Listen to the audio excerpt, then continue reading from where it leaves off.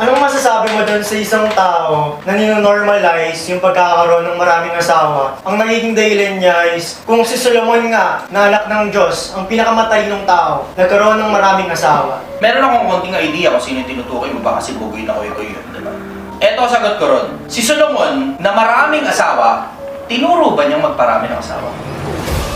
Ibang usapan yan. Kasi siya maraming asawa. Pero hindi ibig sabihin mali yung ginawa ng kung sino man. Ikagayahin yung pagkakamali. Ibig mo sabihin, sa dami ng mga bagay na ginawang tama ni Solomon, yung pagkakamali ba yung ginaya mo? Sige, humanap ka ng talatang tinuro ni Solomon na paramihin ng asawa.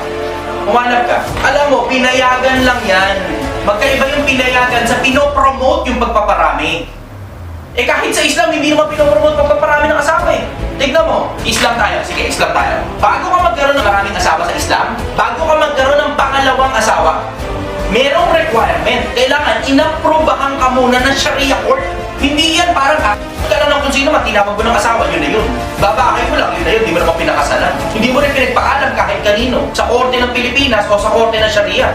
Hindi ganun. Kasi ano nangyayari? Pagka ganun ka, kinukuha mo lang yung privilege. Pero, hindi mo pinaninindigan yung responsibilidad na kailangan mo pakasalan yan. Ngayon, paano mo ngayon paliliwanag yan?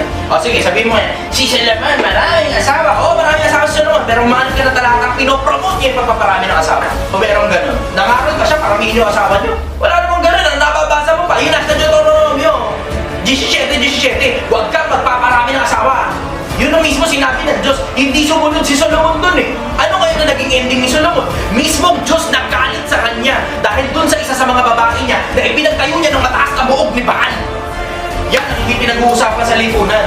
Hindi dahil may batayan ka na ginawa ng isang propeta, eh ibig sabihin tama na. Yun ang sagot ko ron. At mas malawak pa yan pag may pumalag sa akin ng debate.